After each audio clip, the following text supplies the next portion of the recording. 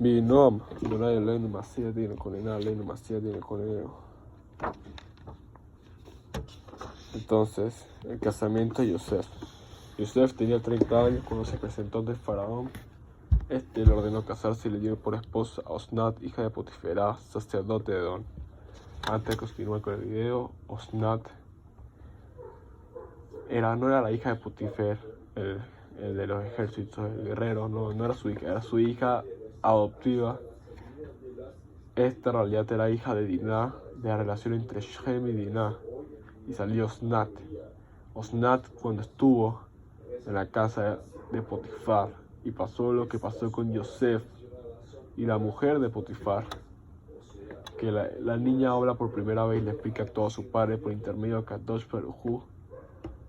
Osnat, al hablar, tiene el mérito de poder casarse con Yosef, y es así como pasa.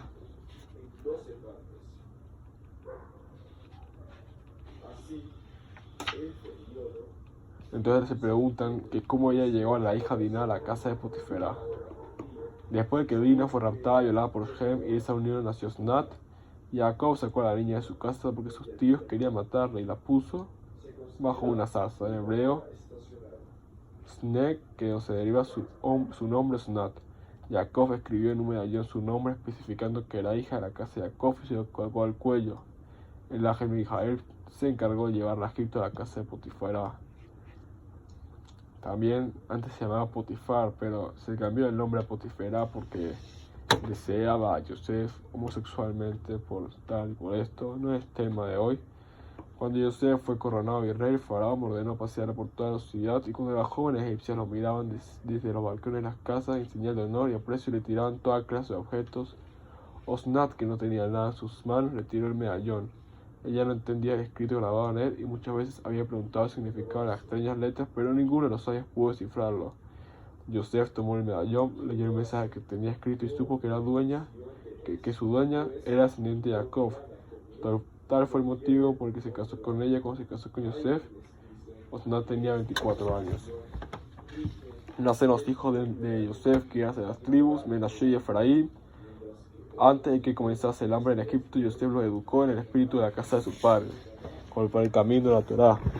Yosef se prepara para los años de hambre. Las cosechas eran muy abundantes. Los habitantes del país molían los granos, de los que extraían harina, de que se mantenía blanca y limpia. Por orden de Yosef, los egipcios llenaron los depósitos y graneros. En cada ciudad se construyeron galpones especiales y se almacenaron los frutos de la cosecha. Y para evitar que se dañaran y pudieran, los cubrían con la tierra del lugar donde crecían. De esa manera los gusanos y otros insectos no deterioraban los productos agrícolas. Como había dicho Yosef, empezaron los 7 años de hambre. Hubo hambre en todos los países, pero en la tierra de Egipto había pan. Los cultivos no prosperaban, los alimentos y frutos que los egipcios habían almacenado se pudrieron, pero no los de Yosef, y todos los egipcios tuvieron que dirigirse a él para comprar cereales y frutas. Los egipcios venían a Yosef y le pedían: danos pan. Entonces Yosef le pidió primero que se circuncidaran y cuando acudían al faraón para contarle lo dicho por Yosef, él respondía: ¿por qué no almacenaron alimentos? ¿Acaso no les dijo que los años de hambre se acercaban? Le contestaban: almacenamos mucho y se nos echó a perder. Les decía el faraón: si es así, hagan todo lo que les diga. Si por orden de él se echaron a perder los alimentos, por orden de él podemos morir. Porque Yosef pedía que se circuncidaran porque quería seguir con la misión de su bisabuelo Abraham e inculcarles la fe en un solo Dios. El hambre reinaba sobre la faz de la tierra. Yosef abrió las puertas de los depósitos. Ricos y pobres de Egipto, así como de países vecinos, compraron alimentos a Yosef. Después de esto, ya en Eretz Kenán va a llegar la falta de comida, y es ahí cuando los hermanos Yosef se dirigen a Egipto. Después de que Yosef abrió las puertas, los 7 años de hambre comenzaron. Los depósitos a los egipcios, a los hombres de los países vecinos, kenanitas, filisteos y habitantes de otras tierras que sufrían del hambre vinieron a Egipto y compraban alimentos. Yosef nombró funcionarios especiales para la venta y estableció un conjunto de leyes. Entre ellas, ordenó que no vendieran esclavos sino a los padres de familia a sus hijos, porque sabía que sus hermanos vendrían a comprar y él quería encontrarse con ellos. Otras leyes señalaban que los funcionarios debían anotar los nombres de los compradores. Estas y otras leyes fueron transmitidas por todo Egipto y por los países vecinos. Jacob llamó a sus hijos y les dijo: vivimos entre los ismaelitas y los hijos de Esaf. ¿Por qué se muestran ante ellos como si estuviéramos satisfechos, sin hambre? Cierto es que todavía tenemos cereales acopiados, pero ¿por qué todos deben mirarlos y asombrarse al ver que no buscan comida antes que se acabe la que tienen? Los hijos de Jacob decidieron buscar alimento en la tierra de Canaán, pero su padre no lo dejó hacerlo porque podría poner en peligro sus vidas por lo que había ocurrido en Shem y por las guerras que había mantenido con los habitantes de Canaán. He oído que hay grano en Egipto, dijo a sus hijos. Vayan allí y compren granos para nosotros, para que vivamos y no muramos. Los 10 hermanos de José viajaron a Egipto. Jacob no dejó que Benjamín, el menor de todos, viajara con ellos porque temía que sucediera algo malo. De esto aprenden los sabios que los caminos son peligrosos y que Satán está siempre predispuesto a atacar en momentos de peligro.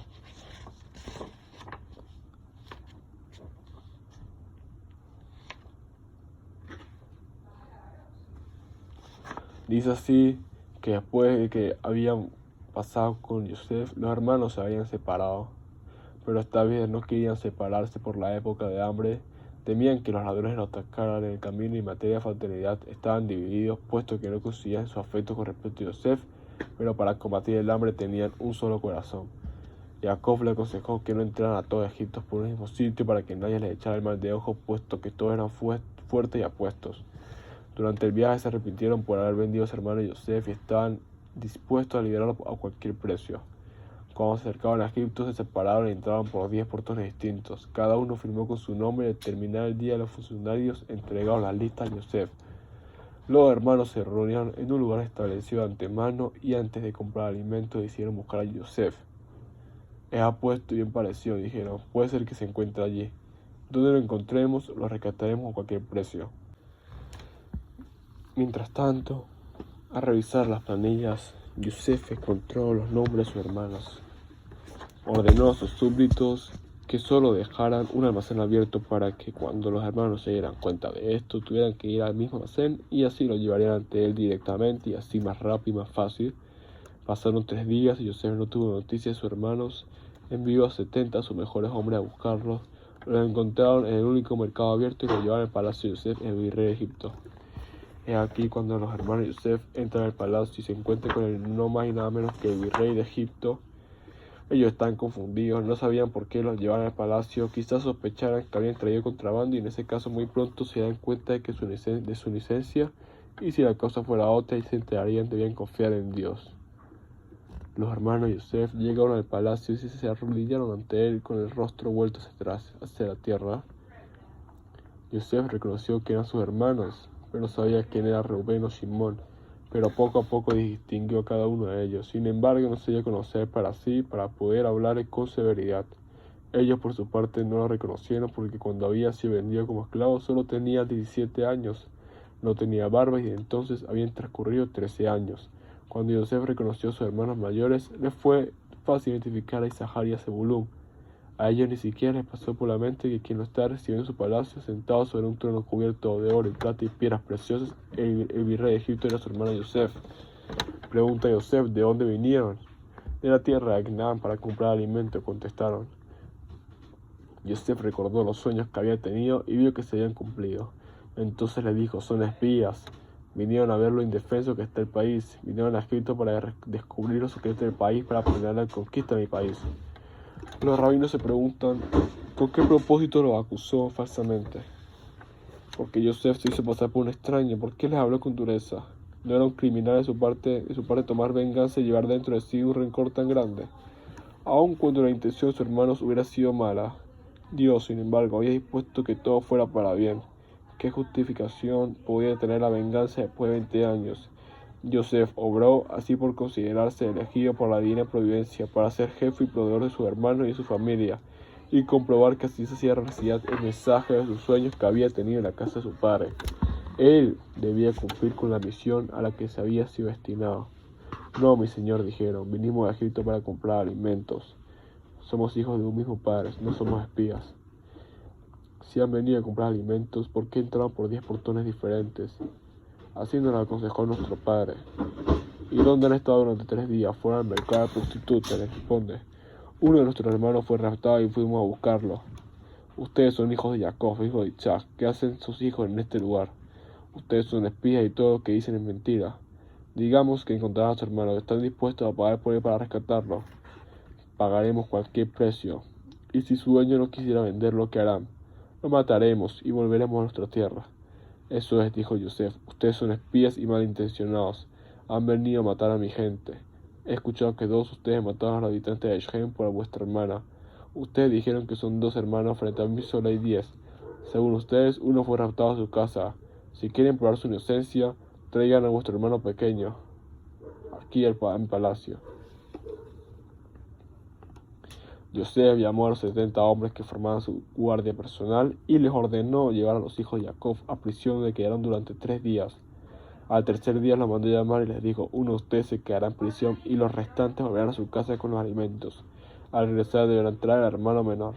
Los hermanos no sabían cómo reaccionar y Shimón dijo a Leví: somos culpables por nuestro hermano, pues vimos la angustia de su alma cuando nos rogaba y no lo escuchamos, por eso nos sucedió esta desgracia. Pensamos, dijo Shimón, que la culpa de todo esto que nos pasó era del virrey de Egipto, pero ahora comprendemos que todos somos culpables. Él tuvo lástima y compasión por nosotros y nuestros hijos, y nosotros no tuvimos una compasión por nuestro hermano que estaba en el pozo.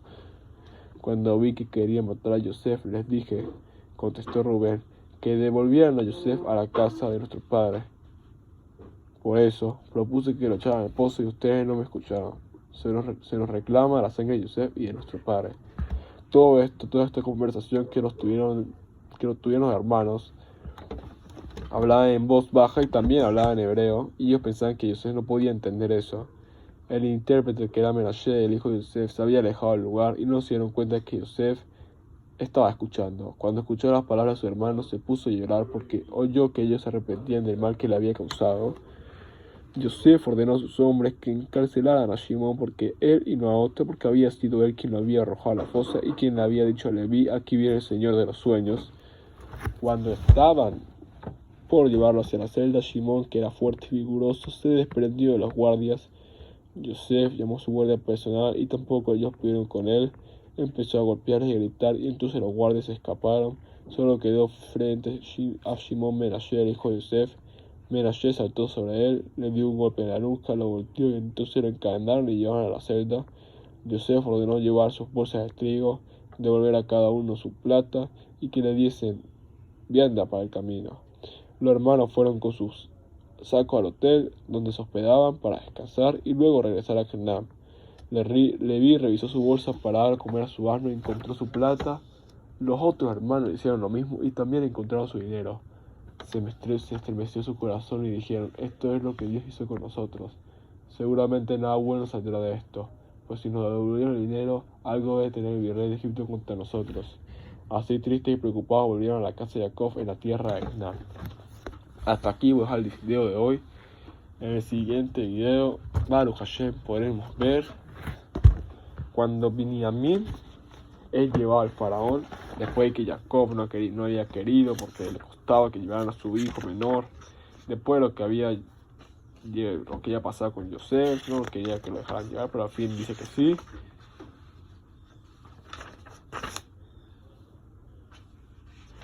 Y después de que ha sido enviado a Binyamin es acusado del robo de la copa real. Y es ahí cuando termina la parashá y le haremos unos videos si Dios quiere más. Claro, Hashem le hablan. Amén, amén.